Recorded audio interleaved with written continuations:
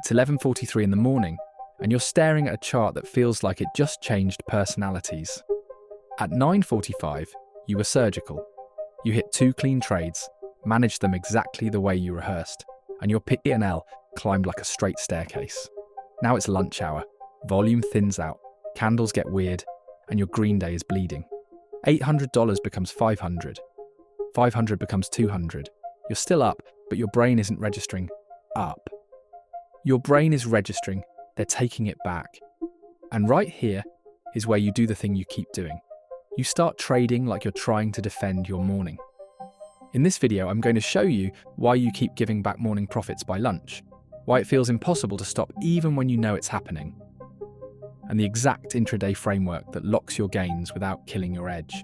And near the end, I'll show you the one rule that feels almost petty, until you realize it's the difference between a trader who has good mornings and a trader who has profitable months. Because this isn't a strategy problem, it's a 2 different versions of you problem. The morning version of you is sharp because the market is giving you structure and your brain is fresh. The lunch version of you is reactive because the market shifts and your brain starts negotiating. And most traders never notice they're switching drivers. They just notice the same outcome. Green at 10, flat by noon, red by close. Here's the pattern you don't see while you're inside it.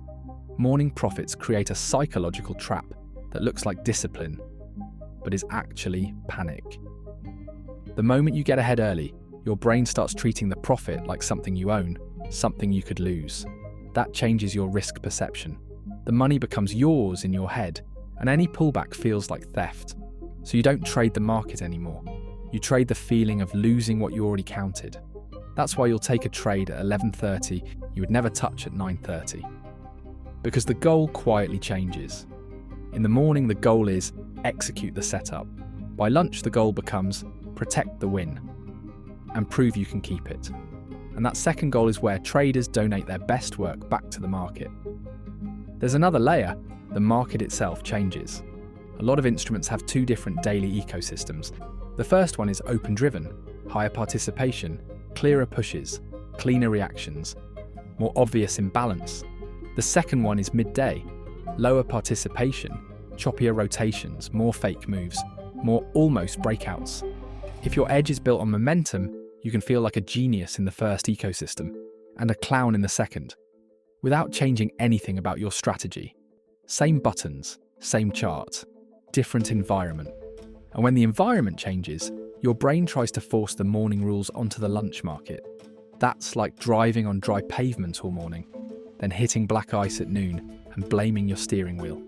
Now add the third layer, mental fatigue. The first 90 minutes of active trading burns cognitive fuel. You're processing information, managing risk, fighting impulses, making fast decisions. That's expensive. So by lunch, your prefrontal cortex is tired, and your manager brain starts clocking out. When that happens, the parts of you that love action, hate regret, and crave control start getting louder.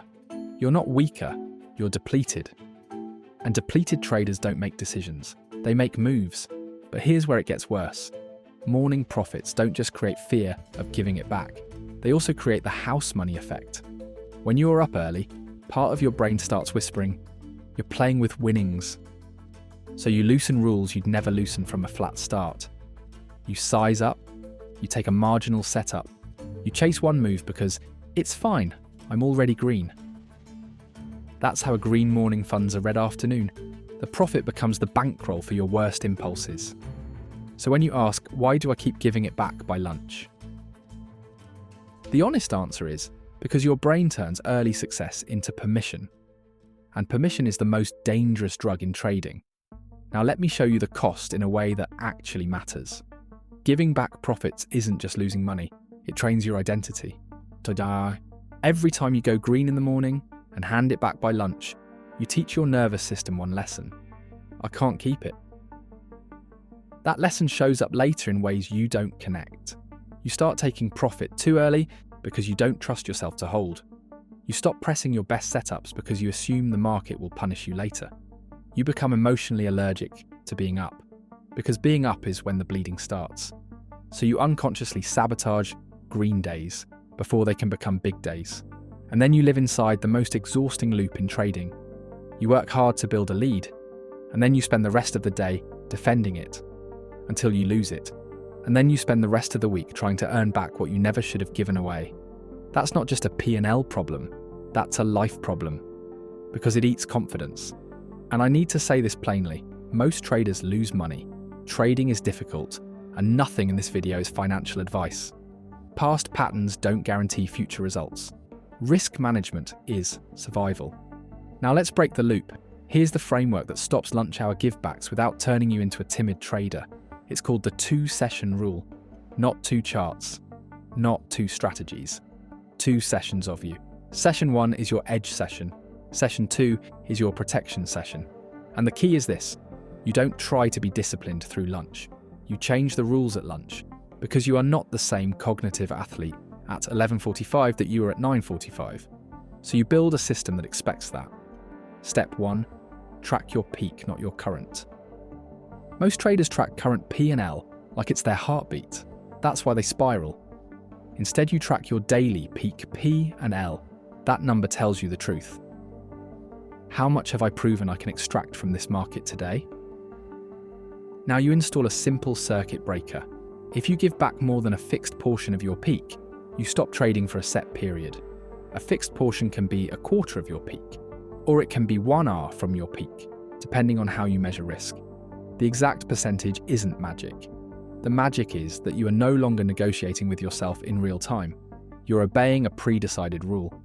Because the give-back moment is not the moment to decide, it's the moment to execute a boundary. Step 2. Separate your A trades from your relief trades. A relief trade is the trade you take to stop the discomfort of watching profit shrink. It's not based on edge, it's based on emotion. So you need a filter that forces you to prove the trade is an A trade. Here's the simplest one.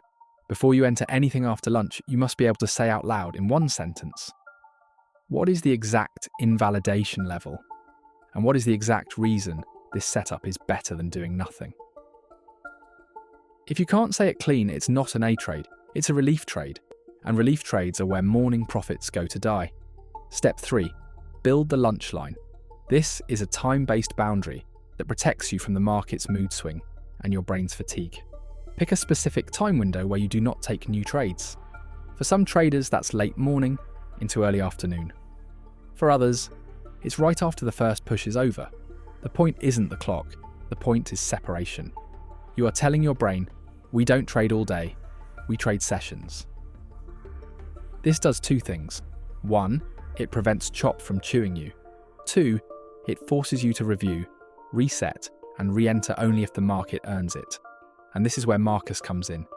Marcus is the kind of trader who doesn't look impressive on social media.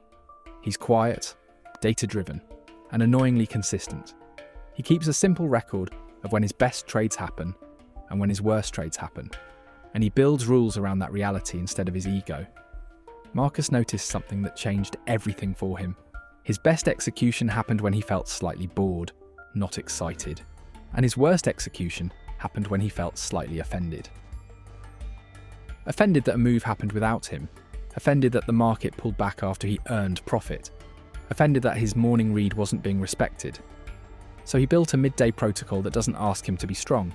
It asks him to be automatic. Here's his protocol and you can steal it. The lock, reset, select method. Lock.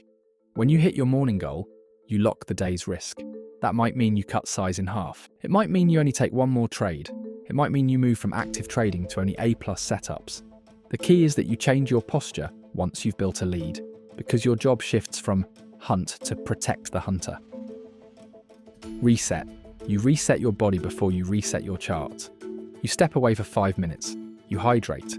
You breathe slower than you want to. You let your nervous system come down. Because midday chop plus a charged nervous system equals impulsive clicking. You select the afternoon plan based on evidence, not hope. This is where traders get crushed, because they stay married to the morning narrative. They keep acting like the morning trend is still the day's story. So Marcus asks 1 question at lunch. Is this still a trending day, or has it become an auction day? If it's trending, he looks for continuation entries with strict criteria. If it's auction, He either switches to a different playbook or he shuts it down. And here's the punchline. He doesn't care which one it is. He cares that he's not trading the wrong playbook in the wrong environment. That's adaptation. And adaptation is what keeps profits. Step 4. Replace P&L goals with process goals.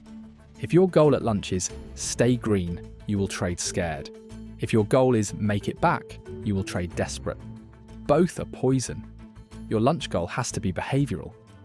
For example, 1 trade maximum unless the first trade is a full A+. Size reduced to a defensive mode. No trades unless volatility and volume meet my minimum. Those are process goals, and process goals remove performance pressure because you're measuring actions you control, not outcomes you can't. Step 5. The after loss rule, even when you're up. This is the one most traders don't understand. They think the danger starts when they're down.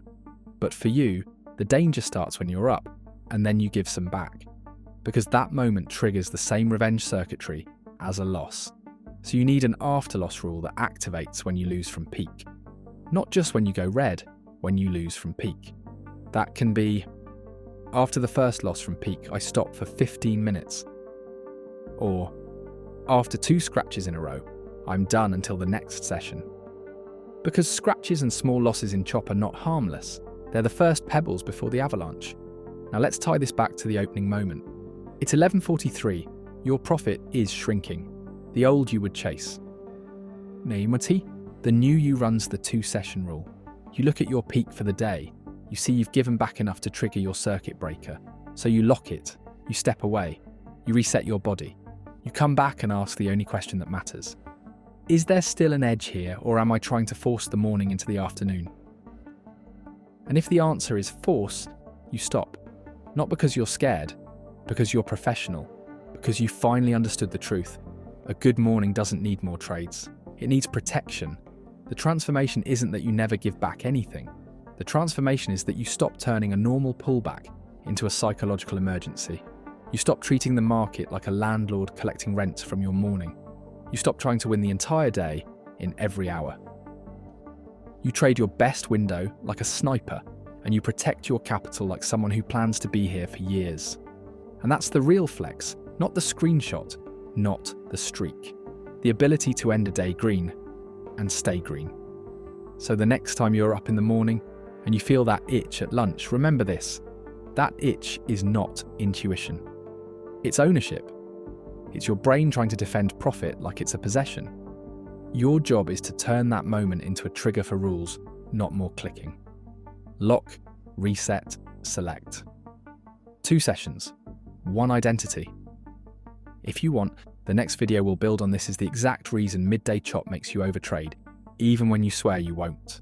Because once you understand that, you stop fighting yourself, and you start designing around yourself.